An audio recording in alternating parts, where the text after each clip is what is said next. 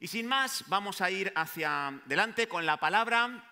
Seguimos con nuestro estudio de Daniel, creyendo profundamente de que es un libro para este tiempo, es de rabiosa actualidad, a pesar de que haya sido escrito hace más de 2500 años.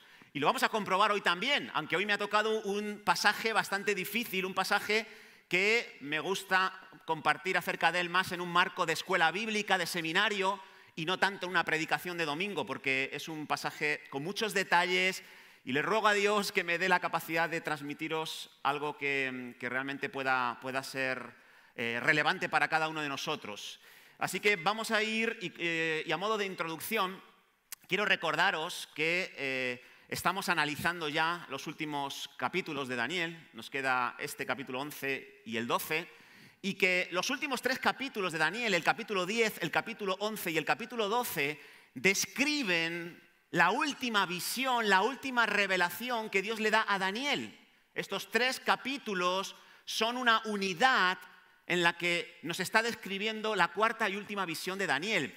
Y está dividido de la siguiente manera, no sé si podemos ver la diapositiva, pero el capítulo 10 hasta el versículo 1 del capítulo 11, que fue lo que Marcos nos compartió la semana pasada, es la introducción, el prólogo de esa última visión de Daniel. Del capítulo 11, versículo 2 al capítulo 12, versículo 3, es el desarrollo pormenorizado de esa última visión que recibe Daniel de parte de Dios. Y los últimos versículos del capítulo 12 es el epílogo, es la conclusión, lo que tiene que hacer Daniel con esta visión y con las anteriores que ha recibido desde el capítulo 7. Así que después de la introducción que vimos la semana pasada con Marcos, el ángel Gabriel sigue hablando con Daniel y ahora le va a mostrar una serie de eventos que le van a acontecer a Israel. Y cuando recibe Daniel esta visión, esta revelación, fijaros en el capítulo 10, versículo 1, que es la introducción a esta visión, dice que en el año tercero de Ciro, rey de Persia, le fue revelada palabra a Daniel. En el año tercero de Ciro, rey de Persia, 534 antes de Cristo. Y lo que va a decir a continuación, lo que vamos a leer en unos instantes, sucedió en un periodo de 400 años después.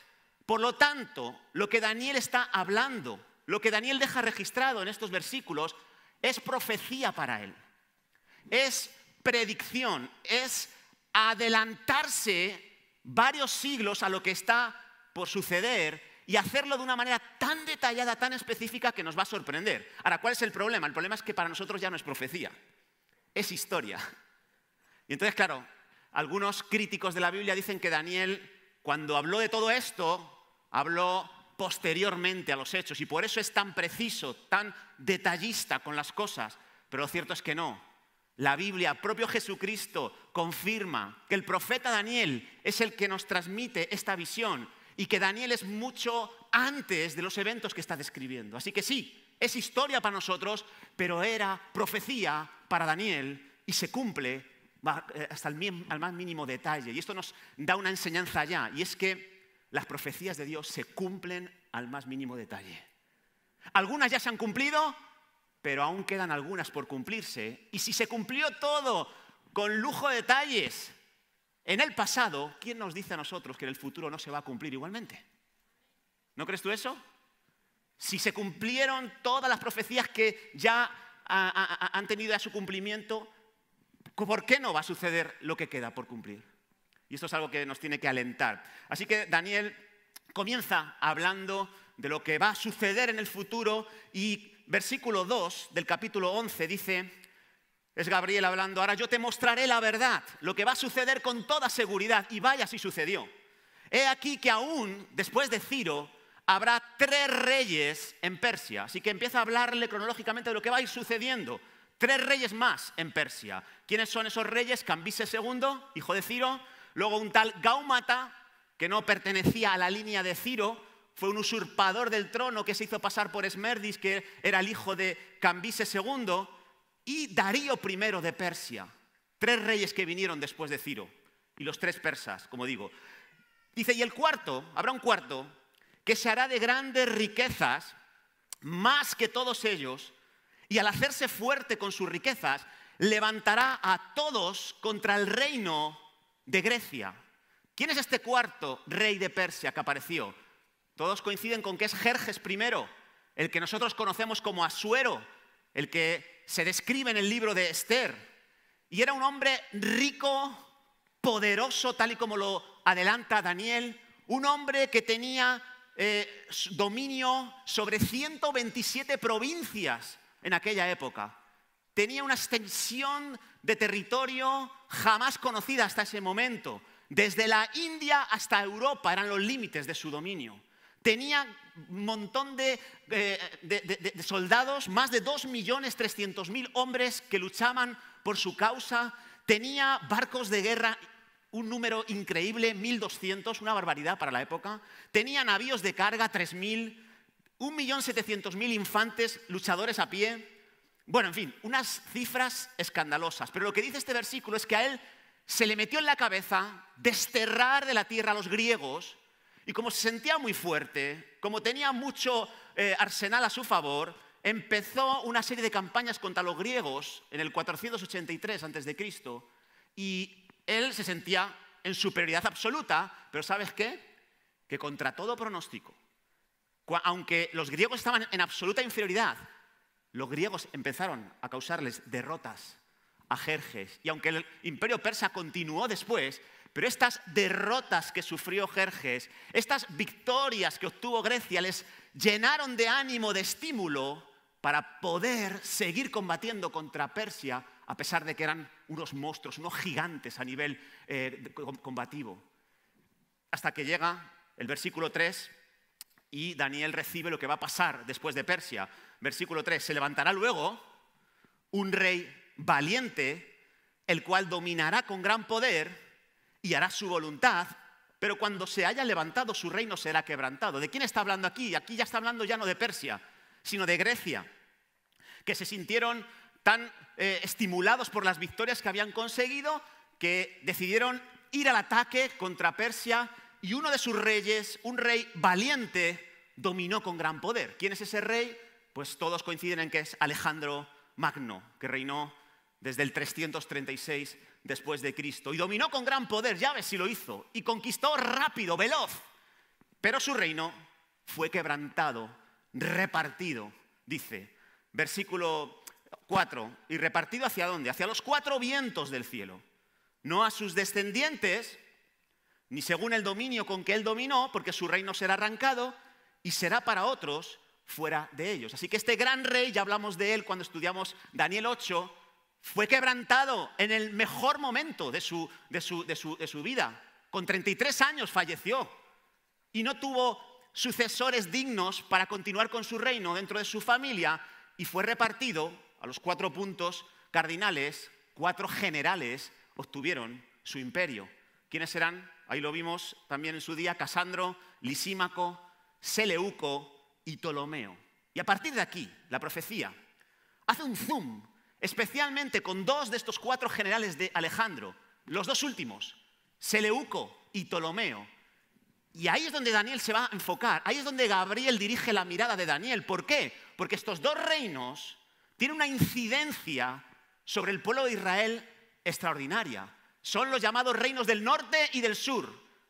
Un reino que está al norte de la tierra prometida de Israel y otro reino que está al sur, e Israel en medio. Y estos reyes empezaron a afectar de alguna manera al pueblo de Israel. Y vamos a aprender mucho acerca de esa influencia, de ese condicionamiento tan tremendo que ejercieron estos 2 reyes. Más o menos 150 años de historia resumidas en unos pocos versículos. Y los siguientes reyes, los del norte y el sur, son de los que va a hablar Daniel. Fíjate, nos va a hablar Daniel de todos estos reyes excepto de uno, de Antíoco I, el segundo del reino del norte. Pero todo lo que va a decir ahora Daniel, y yo lo voy a ir relatando muy rápidamente, son hechos en los que fueron protagonistas todos estos reyes, y en medio Israel tuvo una participación y tuvo también que sufrir las consecuencias de esos envites entre estos reyes del norte y del sur. Ahora Daniel relata todo así de seguido. sin discernir, sin discriminar los periodos de tiempo entre un reinado y otro. Es lo que se llama en teología el sensus plenior, la perspectiva profética. Y es que un profeta, cuando recibía una visión de parte de Dios, veía todo de manera lineal y simplemente iba describiendo los eventos que él alcanzaba a ver desde esa posición. Pero claro, veía este evento, veía este y veía este. Pero lo que no veía eran los espacios de tiempo que había entre evento y evento. Solo veía las cumbres, lo más importante, pero lógicamente no puede discernir todos los detalles. Por eso parece que cuando Daniel se pone a hablar, está hablando siempre de la misma persona, del mismo tiempo, pero no. Está hablando de eventos que transcurren entre 150 y 200 años. Así que vamos a intentar entender todo lo que Daniel nos está explicando. Y básicamente, la esencia de lo que Gabriel le dice a Daniel es que Israel se va a ver atrapada entre dos grandes potencias. Se va a ver afectada de manera trágica y dolorosa por los conflictos de norte y sur. Le va a revelar que Israel va a vivir tiempos de gran oposición, tanto social como política. Van a vivir en un mundo polarizado y eso no es fácil manejarlo, pero Gabriel se lo dice a Daniel para que se preparen para lo que está por venir, porque en resumidas cuentas, lo que le espera a Israel a partir de Ciro va a ser una etapa muy dura, muy difícil. No va a venir el Mesías profetizado por los profetas del Antiguo Testamento. Va a haber un periodo de gran convulsión, de gran oposición, de gran dificultad. Y es ahí donde comienza a hablar acerca de los reyes del reino del norte, que estaba situado en Siria, y el reino del sur, que estaba situado en África. ¿Por qué no oramos? Y le pedimos al Señor que nos ayude, ¿sí? Señor, gracias. Gracias por permitirnos estar aquí. Abre nuestras mentes, trae lucidez a nuestras vidas.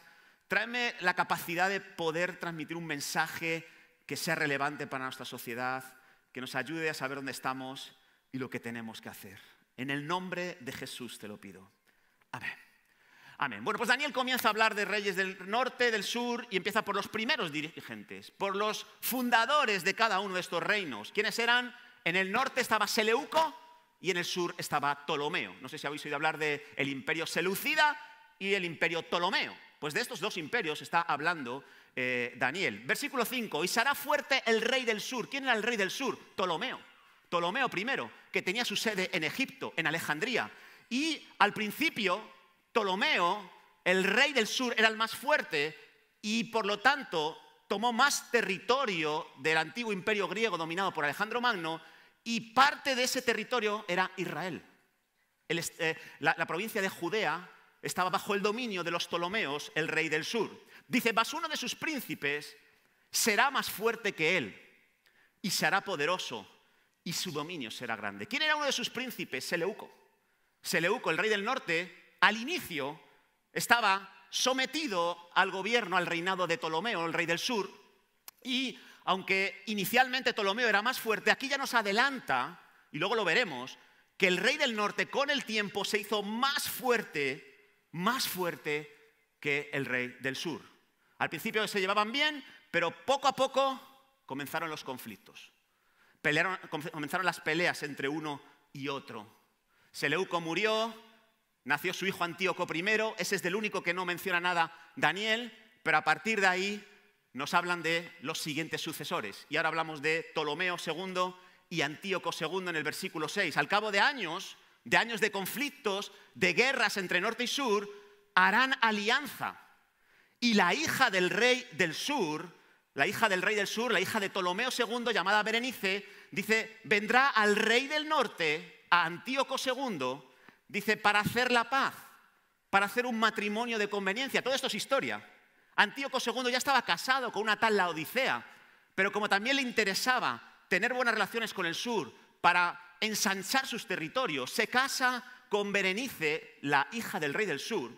Dice que ella no podrá retener la fuerza de su brazo, ni permanecerá él, ni su brazo, porque será entregada ella y los que la habían traído, asimismo su hijo, y los que estaban de parte de ella en aquel tiempo. Aquí lo que dice es que el plan no salió bien. Ptolomeo II al final no consiguió casar a su hija y conseguir más territorio a través de ese enlace de conveniencia. lo que sucedió es que 2 años después de que se casaran, Ptolomeo II fallece, muere, y Antíoco II, el rey del norte, se divorcia de Berenice y vuelve a aceptar a Laodicea, su mujer. ¿Y saben lo que hace Laodicea? Mata a Berenice, mata a Antíoco II, su esposo, y deja a su hijo Seleuco II, como rey en el trono del norte. Ptolomeo II, que tenía unos intereses por dominar, influyó positivamente sobre Judea, sobre Jerusalén. No sé si habéis oído hablar de la Septuaginta, la traducción del Antiguo Testamento que fue escrito en hebreo al griego. Bueno, pues Ptolomeo II fue el que promovió esta traducción, escogió a unos 70 eruditos judíos y les pagó, les financió esa traducción, y esa palabra de Dios en griego fue esparcida por todo el imperio, por todo el mundo conocido, y afectó a muchísimas personas. Especialmente les hizo albergar la esperanza mesiánica. Así que Ptolomeo II hizo importantes contribuciones al progreso de la palabra de Dios, porque hizo también un montón de copias del Antiguo Testamento y las repartió gratuitamente, hizo importantes donaciones al templo de los judíos, y también se mostró muy generoso con el sumo sacerdote y con cualquiera que quisiera vivir la fe judía. Así que Ptolomeo II es una persona que apoya muchísimo a los judíos, y por lo tanto los judíos se decantan por el reino del sur antes que por el reino del norte. Están más a favor de los Ptolomeos que de los seleucos. Pero Ptolomeo II fallece, y el que está en el poder ahora es Seleuco II en el norte y Ptolomeo III en el sur. Y dice el versículo 7 que un renuevo de las raíces de Berenice, un hermano de Berenice, que es Ptolomeo III e hijo de Ptolomeo II, vendrá con un ejército fuerte contra el rey del norte y entrará en la fortaleza y hará en ellos a su arbitrio y predominará. Así que llega Ptolomeo III y se quiere vengar de la muerte de su hermana Berenice, y entra a Siria, al reino del norte, lo derrota, mata en el palacio a Laodicea. Seleuco II, su hijo, tiene que salir huyendo al exilio. Y versículo 8, y aún los dioses de ellos, sus imágenes fundidas, sus objetos preciosos de plata y de oro, llevará cautivos a Egipto, y por años se mantendrá él contra el rey del norte. Así entrará en el reino el rey del sur y volverá a su tierra. Después de expulsar a Seleuco II, de llevarle y obligarle a exiliarse, entra a los lugares sagrados del reino del norte de Siria, los saquea, tomó un montón de riquezas, 40.000 talentos de plata, 2.500 imágenes de oro, dice la historia. Debido a una rebelión que se ocasionó en el sur, en Egipto, él tuvo que salir corriendo, huir, y gracias a eso no terminó de destruir todo el norte. Pero ¿sabes qué? 2 años después, Seleuco II, que estaba en el exilio, el rey del norte, reconstruye su ejército y vuelve a la carga, invade Egipto, pero es derrotado. Y en medio de todas esas batallas está Israel, sufriendo las idas y venidas del sur, las idas y venidas del rey del norte, y muchas veces pagando las derrotas de unos o de otros con su propio saqueo de riqueza, con la muerte de inocentes judíos. Ahí estaban ellos entre medios. Y a veces los judíos se decantaban por los reyes del norte cuando les convenía, a veces por los reyes del sur. Versículo 10, mas los hijos de aquel se airearán y reunirán multitud de grandes ejércitos y vendrán apresuradamente, e inundará y pasará adelante. Luego volverá y llevará la guerra hasta su fortaleza. Seleuco III fue asesinado y Antíoco III le sucede en el trono, ataca el sur, se hace con territorios de los Ptolomeos. ¿Y sabes cuál es uno de los territorios que consigue ahora el rey del norte? El territorio de Israel. Así que una vez más cambia de bando Israel. Ya no está bajo el dominio del sur, ahora otra vez vuelve al norte. Otras ideas distintas, otras formas de proceder, otras formas de gobierno diferentes, y se tienen que adaptar. Ahora hay una respuesta del sur. Ptolomeo IV, versículo 11. Por lo cual se enfurecerá el rey del sur y saldrá y peleará contra el rey del norte para recuperar el territorio perdido. Pondrá en campaña una multitud grande y toda aquella multitud será entregada en su mano. Como digo, Ptolomeo IV, que es del que nos está hablando, regresa para vengar esa derrota y obtiene una grandísima victoria sobre Antíoco III. Mató a 10.000 soldados, dice la historia, 300 hombres a caballo, 4.000 prisioneros y vuelve a recuperar Israel bajo su dominio. Así que un nuevo cambio de gobierno, un nuevo cambio de idea, una nueva forma de dirigirse ahora. Ya nos habíamos adaptado a Antíoco III, ahora tenemos que volver a adaptarnos a los reyes del sur, en este caso a Ptolomeo IV. Versículo 12, y al llevarse a él la multitud, se elevará su corazón, derribará a muchos millares, mas no prevalecerá. Parece ser, dice la historia, que Ptolomeo IV se llenó de soberbia, de orgullo ante esta gran victoria y regresó al sur sin acabar totalmente con Siria y se entregó a una vida fácil, llena de placeres sensuales, llena de vicios, simplemente enfocado en las artes. Y dice que cuando pasó por Jerusalén, quiso entrar al lugar santísimo para ofrecer un sacrificio de los suyos, no basado en la ley del judaísmo. Pero ¿qué hicieron los judíos? No le dejaron. ¿Y sabes cuál fue la consecuencia? Mató a 40.000 judíos porque no le dejaron hacer lo que le daba la gana. Y a otros tantos se los llevó a Alejandría como esclavos. Todo eso por estar en el medio de la pomada, en medio de uno y otro polo, en uno y otra posición.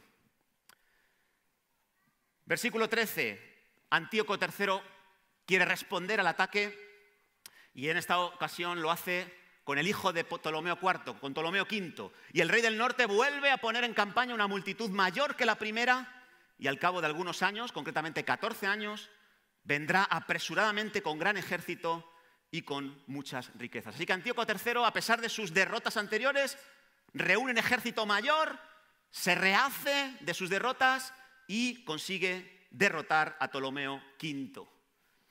Versículo 14. En aquellos tiempos se levantarán muchos contra el rey del sur y hombres turbulentos de tu pueblo se levantarán para cumplir la visión, pero ellos caerán. Aquí está hablando de los judíos. Dice que muchos de judíos se van a unir al rey del norte, Antíoco III, para terminar con el rey del sur. Se van a posicionar muchos judíos, muchos de tu pueblo, hombres turbulentos, van a hacer campaña para ir en contra del rey del sur. Y dice la historia, Josefo, uno de los historiadores judíos más famosos, que cuando Antíoco III iba hacia el sur y pasó por Jerusalén, le recibieron con los brazos abiertos, le asistieron, le agasajaron, le dieron dinero, le dieron provisiones, porque estaban muy interesados en quitarse de en medio al rey del sur.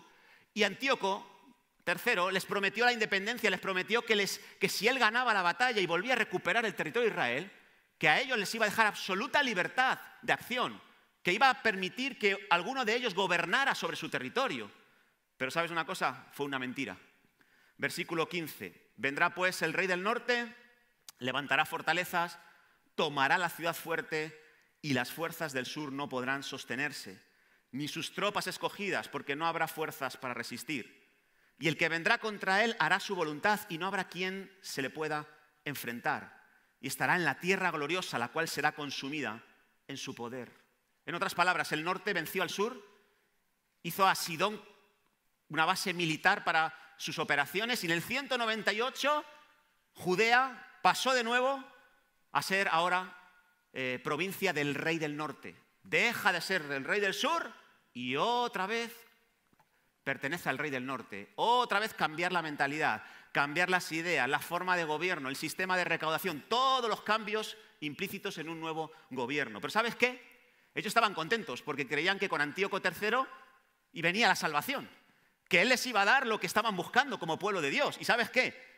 Que Antíoco III el Grande estaba interesado en algo diferente. E hizo un pacto con el rey del sur, porque a él no le interesaba Jerusalén, no le interesaba Judea, le interesaba ir más allá de esos límites.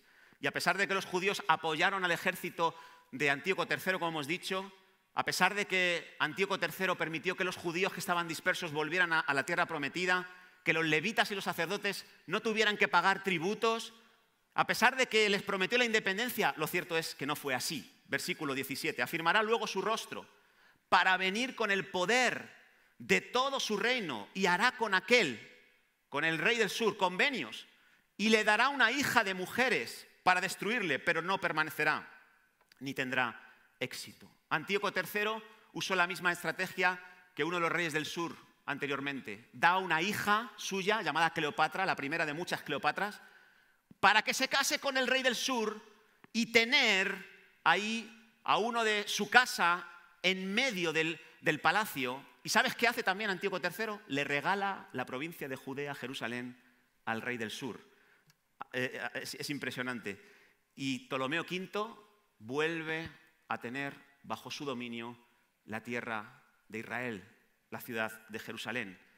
Cleopatra, como pasara con Berenice, apoyó a su esposo, se opuso a su padre, y cuando su padre enfurecido fue a atacar, pidieron el apoyo, el auxilio de Roma. Versículo 18, volverá después su rostro a las costas y tomará muchas. Antíoco III se enfureció cuando vio la deslealtad de su hija, y empezó a pelear contra las costas de Grecia y de Turquía que pertenecían a Roma, y sufrió una gran derrota. Dice, mas un príncipe hará cesar su afrenta y aún hará volver sobre él su oprobio. Es un cónsul romano, según la historia, el que le ocasionó esta derrota a Antíoco III.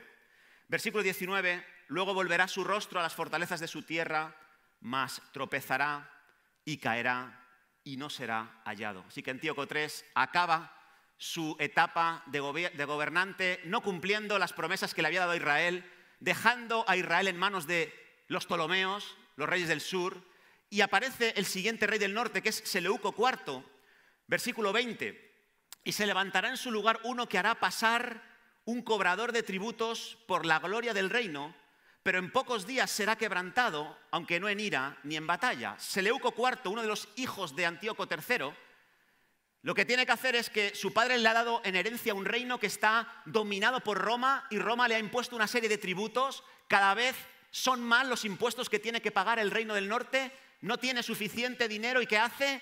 Aumenta la carga fiscal sobre Israel. Así que no solo su padre, que había prometido la independencia, no la cumple, sino que ahora empobrece más a la nación de Israel, ¿no? Yo siempre me he preguntado qué pensarían los judíos cuando estaban promoviendo el voto para Antíoco III, y ahora las ideas de Antíoco III y las de sus hijos les estaba llevando a la ruina, empobreciendo. Envió cobradores de impuestos Seleuco IV por los territorios para pagar su deuda, y pasaron a Israel, intentaron robar en el tesoro del templo, pero el reinado de este hombre duró solo 11 años y murió asesinado. ¿Y sabéis quién le sucedió? Su hermano Antíoco IV Epífanes. ¿Habéis oído hablar de él? Antíoco IV, en el 175 a.C., versículo 21, le sucederá en su lugar un hombre despreciable, al cual no darán la honra del reino, pero vendrá sin aviso y tomará el reino con halagos. Este es el gran personaje del reino del norte, el que hemos hablado de él ya cuando en Daniel 8 mencionamos un cuerno pequeño que salió del carnero. ¿Os acordáis? Que salió de los 4 cuernos que había del carnero. De uno de esos cuernos salió ese cuerno pequeño, y ese era un dirigente del reino del norte, del reino sirio, del imperio seleucida. Ese fue Antíoco IV Epífanes. Era el tercer hijo de Antíoco III, hermano de Seleuco IV, y aunque el derecho de gobernar no le correspondía a él, le correspondía a Demetrio, hijo de Seleuco IV, ¿qué hizo Antíoco? Se alió con algunos reyes, se alió con Roma, fue un Absalón, y consiguió derrocar a su sobrino, y él consiguió ser el rey del norte en esta ocasión. Nadie daba un euro por él, pero era tan listo, y con sus halagos, con su retórica, convenció a todo el mundo para que le dieran su apoyo. ¿Y sabéis quién le dio su apoyo también? Los israelitas. Los judíos volvieron a promover el liderazgo de Antíoco IV al principio. Hicieron un pacto con él. Pero ¿sabéis quién es Antíoco IV? Es el anticristo del Antiguo Testamento. Y sin embargo los judíos le dieron su apoyo. Versículo 22, las fuerzas enemigas serán barridas delante de él, como con inundación de aguas, serán del todo destruidos junto con el príncipe del pacto. Antíoco IV barrió a todos sus opositores. Era un hombre estratega y con una capacidad de batalla y de victorias increíble. Y sabes, para esas victorias contó con el apoyo de todos los judíos. Parte del ejército de Antíoco IV eran judíos. Incluso el sumo sacerdote, el príncipe del pacto, como hemos leído, Onías III, le dio su apoyo. Le dio su apoyo, pero ¿sabes qué? Mira lo que dice el versículo 23. Y después del pacto con él, después del pacto con el príncipe del pacto, después del pacto con el sumo sacerdote Onías, engañará y subirá y saldrá vencedor con poca gente. Después de unos años de paz entre Antíoco IV y los judíos, se quita la máscara, se quita la careta. Y no era tan buena gente, no era un cordero, era un lobo rapaz. Y ya no es amigo de Onías III, ni de ningún judío, ni de ningún religioso. ¿Y sabes qué? Coge a Onías III, lo quita del sumo sacerdocio, más tarde lo mata y pone en su lugar a Jasón, el hermano. ¿Y sabes por qué le pone al hermano? Porque el hermano compra la posición, el puesto, con dinero. Pero pocos meses después quita a Jasón y pone a Menelao, un benjamita. ¿Qué hace un benjamita como sumo sacerdote? Según la ley no puede ser. Tiene que ser levita y descendiente de Aarón. Bueno, pues Menelao, benjamita, sumo sacerdote. Por orden de Antíoco IV. ¿Y sabes por qué?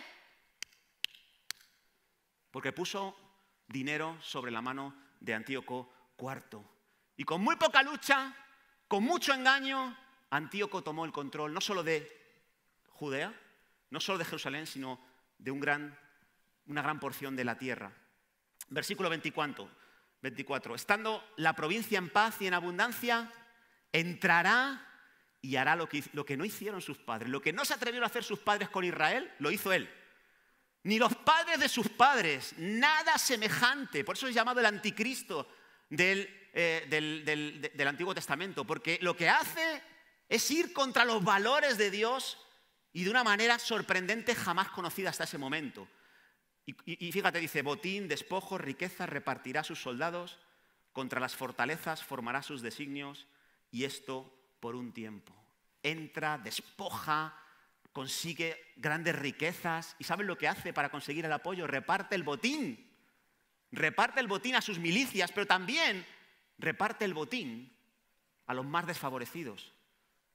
¿Saben lo que significa eso? Que Antíoco IV tenía conciencia social. Que estaba aplicando políticas sociales de ayuda a los más desfavorecidos para conseguir su apoyo. Y lo consiguió, vaya si lo consiguió. Pero en realidad su deseo no era ayudar a nadie, era hacerse más fuerte, controlar al mayor número de personas. Y despertará sus fuerzas y su ardor contra el rey del sur con gran ejército. Cuando tenía grandes apoyos, Antíoco IV otra vez hacia el sur para ensanchar nuestro territorio, decía él. Y el rey del sur se empeñará en la guerra con grande y muy fuerte ejército, mas no prevalecerá porque le harán traición. El rey del sur se quiere enfrentar a Antíoco IV, pero la gente de su confianza le abandona, le da la espalda, le da una puñalada. Versículo 27, el corazón de estos dos reyes de continuo será para hacer el mal, y en una misma mesa hablarán mentiras, mas no servirá de nada, porque el plazo aún no habrá llegado. Antíoco IV, Ptolomeo VI, están ahí constantemente en batallas, en medio los judíos, y parece que va a haber paz por un momento, pero no, es mentira. Están midiendo las fuerzas uno del otro, hubo mucha diplomacia, pero en realidad lo que estaban es buscando un hueco para entrar y derrotar a su oponente. Versículo 28, y volverá a su tierra con gran riqueza, el rey del norte, y su corazón será contra el pacto santo, y hará su voluntad, y volverá a su tierra. Después de esta batalla entre Antíoco IV y Ptolomeo VI, el rey del norte y el rey del sur, Antíoco IV sale vencedor y cuando regresa al norte tiene que pasar de nuevo por Jerusalén. Y dice que cuando llegó allí hizo estragos con el pueblo de Dios. Hemos definido muchos de estos estragos cuando estudiamos Daniel 8, pero déjame recordarte que cuando llegó allí profanó el templo, entró en el lugar santísimo, quitó el altar que Dios había ordenado establecer allí y puso un altar para adorar a sus dioses griegos. Puso una estatua para sus dioses. Sacrificó un cerdo en ese altar, que sabéis que era un animal inmundo. Mató a 80.000 judíos en la propia ciudad de Jerusalén. Se llevó para el norte 40.000 prisioneros y se apropió de todas las riquezas. Dejó en una pobreza extrema a los judíos en Israel. Eso fue lo que hizo Antíoco IV, aquel que apoyaron los judíos unos años antes. aquel al que le dieron su voto, aquel por el que se pelearon. Versículo 29, al tiempo señalado volverá al sur, volverá otra vez Antíoco al sur de nuevo, mas no será la postrera venida como la primera. En esta ocasión Antíoco IV prepara un gran ejército para dirigirse de nuevo a Egipto, pero en esta ocasión no consigue una victoria. ¿Por qué? Porque el sur se apoya en Roma. Fíjate, versículo 30, vendrán contra él naves de Quitín y él se contristará y volverá y se enojará contra el pacto santo y hará según su voluntad. Volverá pues y se entenderá con los que abandonen el santo pacto y se levantarán de su parte tropas que profanarán el santuario y la fortaleza y quitarán el continuo sacrificio y pondrán la abominación desoladora. Sufre una derrota Antíoco IV por el apoyo de Roma al rey del sur y cuando vuelve humillado por los romanos paga su enfado con Israel, paga su enfado con Dios y produce una nueva gran mortandad en Jerusalén, destruye la ciudad de manera definitiva, sigue profanando el templo, lo deteriora al máximo, levanta un altar a Zeus, una estatua a Júpiter, seduce a algunos del pueblo de Israel, fíjate versículo 32, con lisonjas seducirá a los violadores del pacto, es decir, dará favores, dará dinero, dará privilegios a aquellos que renuncien públicamente a su fe, favorecerá a aquellos que quemen las copias del Antiguo Testamento, las copias de la ley de Dios, favorecerá a aquellos que persigan a los celosos y fervientes creyentes de Israel. Y muchos aceptaron esa oferta de Antíoco IV. Pero gracias a Dios que nos dice el ángel, y con esto está terminando ya, nos dice que no todos van a caer en esa trampa de Antíoco IV. No todos van a entrar en esa línea de deslealtad a Dios que se ha mencionado. Dice la segunda parte del versículo 32, mas el pueblo que conoce a su Dios se esforzará y actuará. En medio de la destrucción tan tremenda que hemos descrito, en medio de la pobreza, en medio de tanta mortandad injusta, en medio de tanta falsedad y de tantas promesas incumplidas, va a haber algunos que van a esforzarse y actuar. ¿Quiénes son? Los que conocen a su Dios. No de oídas, sino de experiencia personal. Versículo 33, y los sabios del pueblo, los maduros del pueblo de Israel, no solo van a resistir a Antíoco, sino que van a instruir a muchos. Van a llamar a una revuelta, van a llamar al pueblo a decir, levantémonos como pueblo de Dios, afiancémonos en nuestra identidad espiritual y combatamos ante Antíoco IV y ante su ejército. Y sí, algunos apostatarán de la fe, pero otros serán fieles, serán resistentes, enfrentarán la maldad de Antíoco. ¿Y sabes qué? Dice el versículo 34 que serán ayudados de pequeño socorro. Serán ayudados de pequeño socorro. Esta es una frase que habla de un pequeño avivamiento que provocaron este grupito de hombres, este pequeño remanente. Hablamos también acerca de este grupito de hombres, ¿quiénes eran? Los hijos de un sacerdote llamado Matatías, que son más conocidos como los macabeos. ¿Habéis oído hablar de ellos? Los macabeos, uno de los hijos de Matatías, llamado Judas Macabeo, enfrentó a los griegos en absoluta minoría. Y sin embargo, hubo pequeño socorro. Consiguieron resistir y por la fe, la lealtad a Dios, su disposición a morir, ellos lograron vencer a los ejércitos del norte de Antíoco IV y los derrotaron. Y muchos judíos, incluso apóstatas, muchos judíos que se habían vendido a Antíoco, dice que se juntaron con ellos con lisonjas, los adularon a los macabeos y dijeron, ¡ay, sois tan especiales, queremos unirnos a vosotros! Y en el año 164 antes de Cristo, Judas Macabeo volvió a reparar el templo y lo consagró, el templo judío, y reanudaron los sacrificios.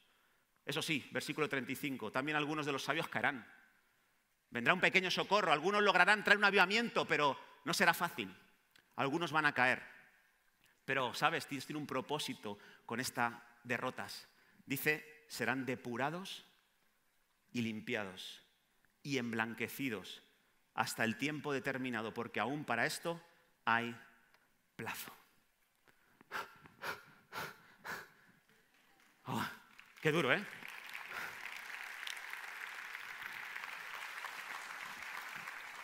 Ya me lo dijo Marcos, te ha tocado un hueso duro, y la verdad es que sí. Pero hermanos, dejadme en estos últimos minutos que me quedan traer una aplicación a todo esto. Lo primero, lo que decía al principio, todo se cumplió al pie de la letra. Esto era profecía para Daniel, ahora es historia para nosotros.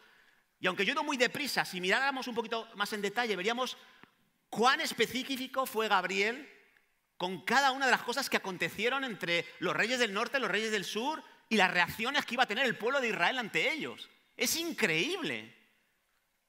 Y eso garantiza el control, el dominio, el señorío que tiene Dios sobre todos los eventos y todas las circunstancias. A Dios no le va a sorprender nada de lo que pase en este mundo, ni siquiera lo que nos pasa a nosotros como pueblo suyo. Lo tiene todo calculado, medido, lo tiene todo aquí y lo sabe, y sabe cada movimiento que va a suceder y nos lo adelanta si queremos. Y eso es algo maravilloso, nos da seguridad y confianza. Pero en segundo lugar, déjame hacerte una aplicación que es muy importante para nuestro tiempo. Creo que es muy relevante. Los judíos, hemos dicho que se vieron atrapados entre dos reinos antagónicos, el del norte y el del sur. Vivieron en lo que se llama hoy una sociedad polarizada y sufrieron las consecuencias. Y del mismo modo nosotros como creyentes hoy estamos en un mundo polarizado. Estamos en un mundo, una sociedad cada vez más dividida, de posiciones enfrentadas una a la otra, y se nos presiona de diferentes maneras para unirnos a uno o a otro bando como únicas opciones. O estás aquí o estás aquí. O eres del norte o eres del sur. Y se nos da a escoger entre dos extremos. Y se nos dice que no hay otra opción. Y muchos cristianos caemos en la trampa de posicionarnos a uno o a otro extremo. De un lado o de otro. Y por ejemplo en España se nos dice o eres de izquierdas o de derechas. Vamos, dime, ¿qué eres? ¿De derechas o de izquierdas? ¿O eres monárquico o eres republicano? Vamos, defínete, ¿qué eres tú? ¿O eres catalanista o eres español? Y luego si estás en Cataluña, o eres independentista o simplemente o sea, una presión por tener que posicionarte en bandos que han sido creados humanamente. ¿Eres del Madrid o del Barça?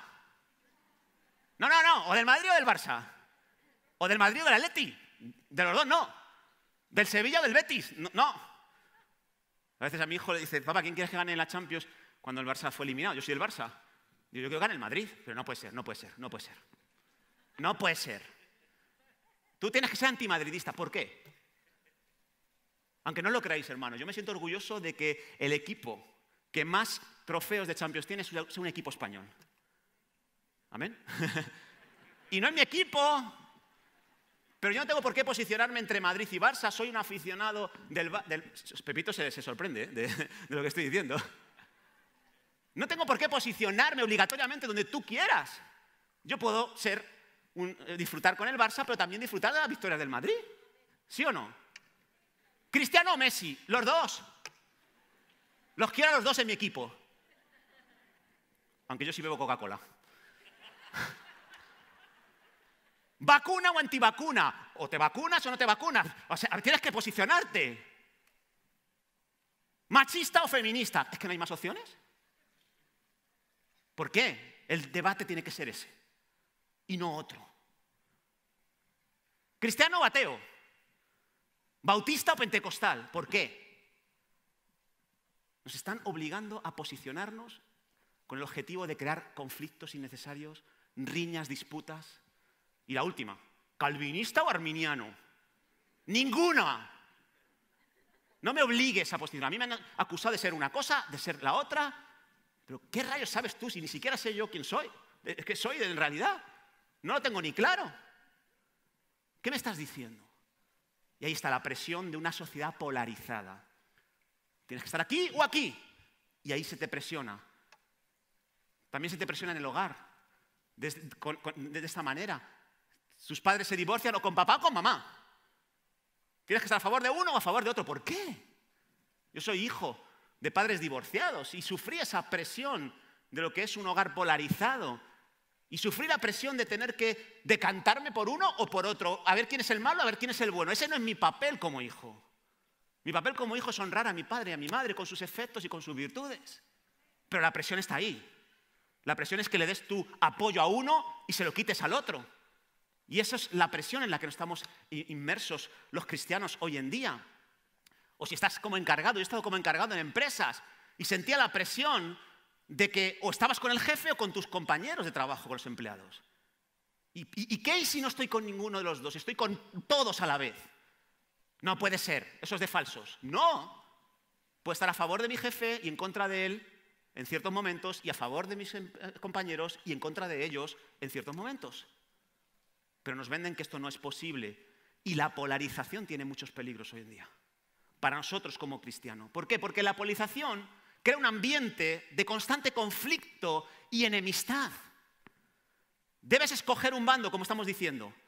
Y cuando escoges a un bando tienes que derrotar al rival. Tienes que hacerte anti lo que tú no eres. Y tienes que derribarlo, infligirle un daño. Y se empiezan a lanzar mensajes de odio para lograr destruir al otro polo, al distinto a ti. Y esa no es la posición de un creyente. Y entonces, aunque el otro polo tenga razón, la actitud es de bloqueo constante. Bloqueo a todo lo que diga.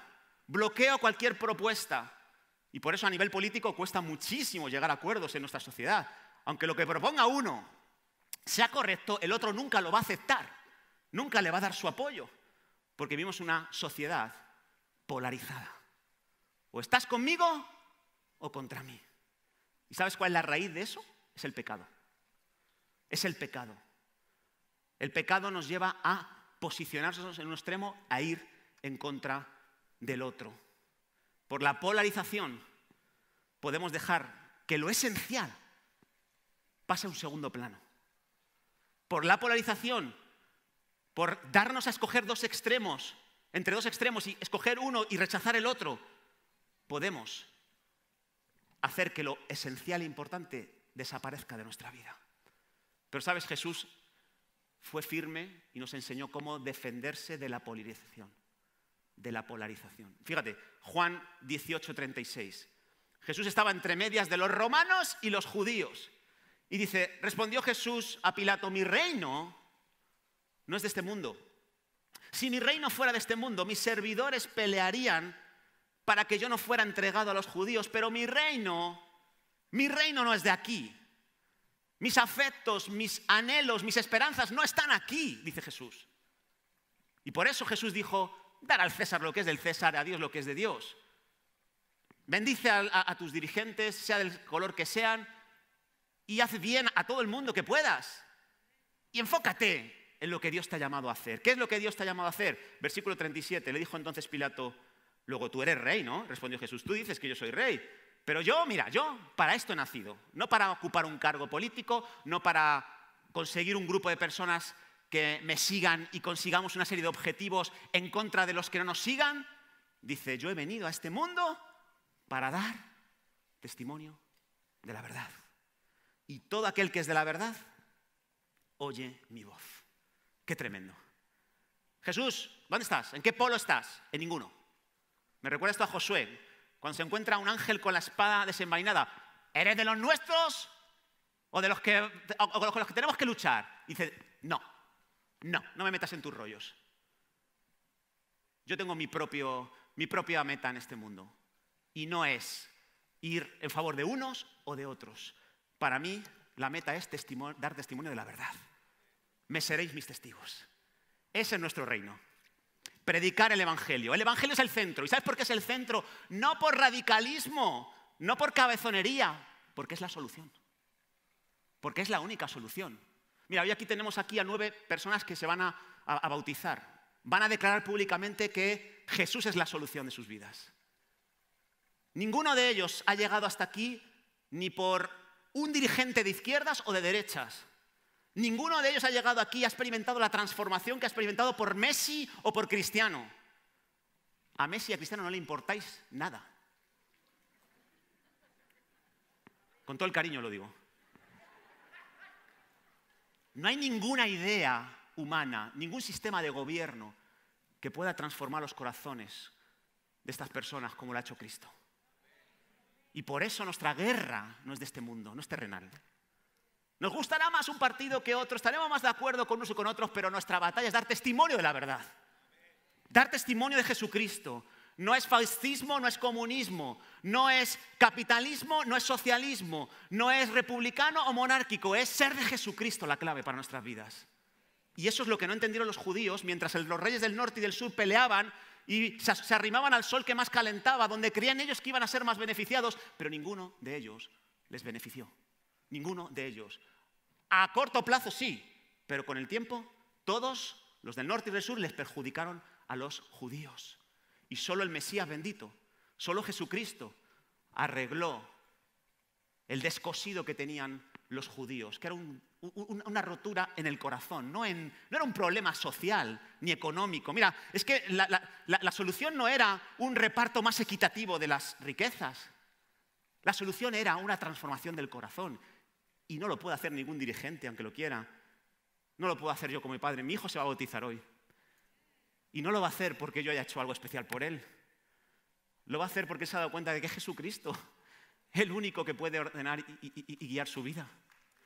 Y es emocionante, es emocionante.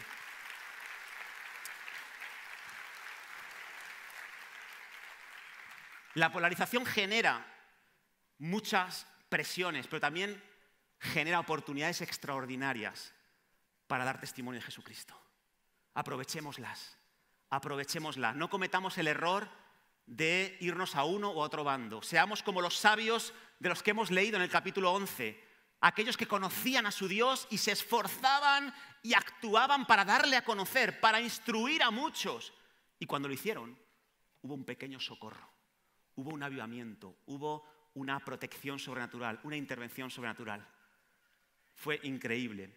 Déjame acabar con un personaje muy conocido a nivel histórico, para que no cometamos su error y que aprendamos de un acierto que él tuvo. Miguel de Unamuno, ¿habéis oído hablar de él? Miguel de Unamuno, escritor, filósofo, rector en 2 ocasiones de la universidad más importante de España, la de Salamanca. Él era un hombre que dicen que es uno de los más brillantes, que fue uno de los de la generación del 18, de 1918, aunque él no quería meterse en ese grupo, pero fue un hombre de grandes ideales, un hombre honesto, con grandes convicciones personales, con un interés por ayudar en su sociedad, en su época y mejorarla, y creyendo que lo mejor era quitar la monarquía, apoyó a la Segunda República y contribuyó para que Alfonso XIII fuera exiliado de España y se hizo diputado en la Segunda República. Pero ¿sabes qué? Con el tiempo, al conocer los entresijos que había en los seguidores de la República, se dio cuenta de que en su corazón no había nada bueno y se distanció de la Segunda República. ¿Y ¿sabe lo que hizo? Apoyó al otro bando, a la sublevación militar, al bando nacional. Incluso económicamente les apoyó. Y con ese apoyo económico, pues impulsó la Guerra Civil Española en el 36. Y una vez que comenzó la Guerra Civil Española, él se dio cuenta de que se había equivocado otra vez. Y quitó el apoyo al bando nacional y le criticaron por cambiar constantemente de opinión. Y él se dio cuenta de que no podía apoyar ni a uno ni a otro bando, que eran los dos caras de la misma moneda, que en realidad los dos eran el mismo perro con diferente collar, por decirlo de alguna manera. Y aunque le atacaron, él era un hombre de convicciones, reconoció sus errores. Y, ¿sabes?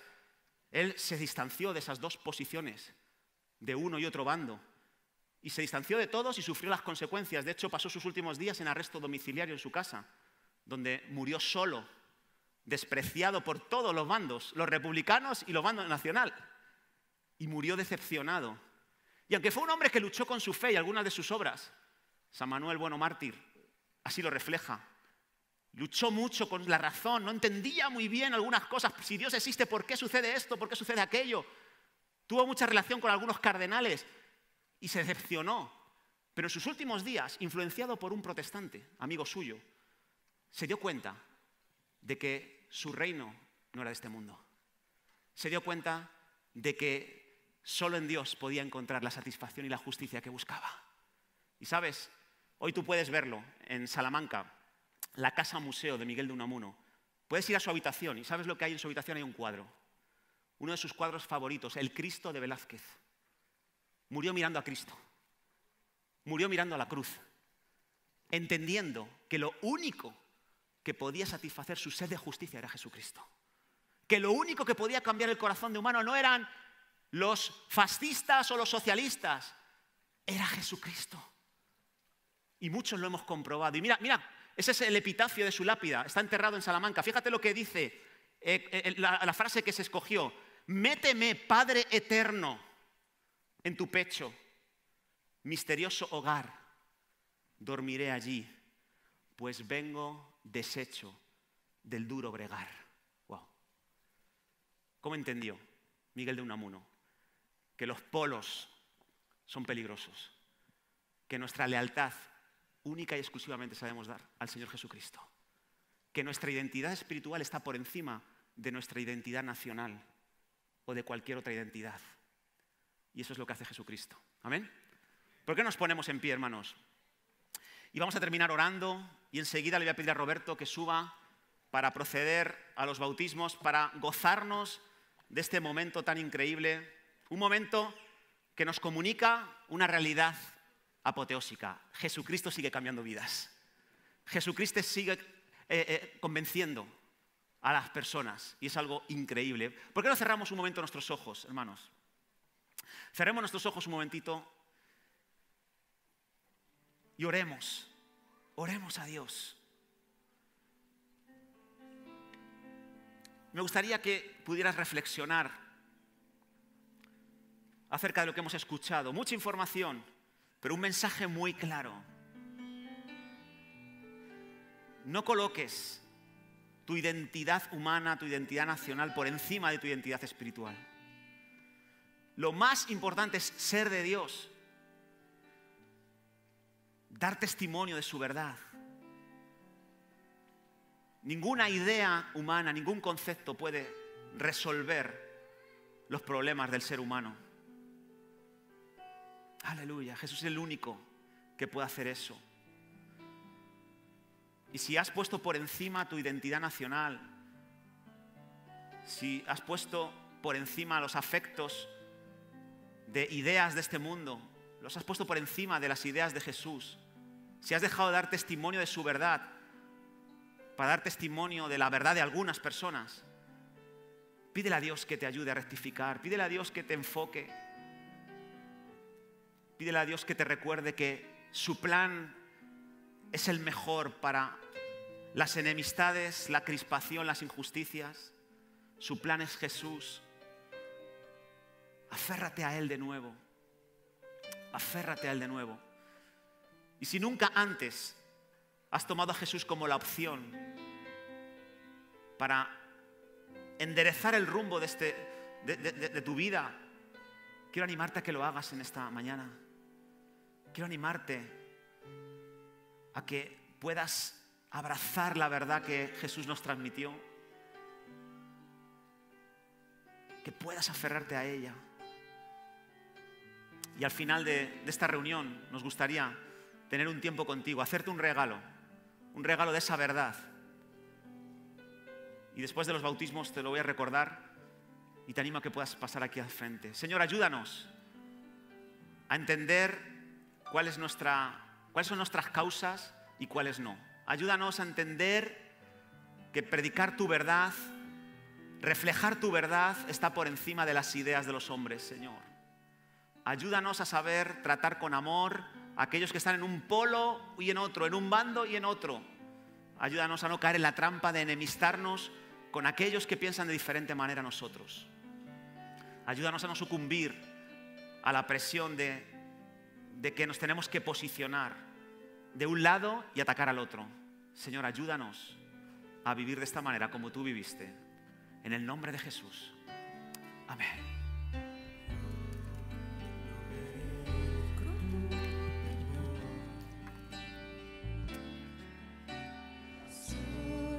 Una oveja que escapó,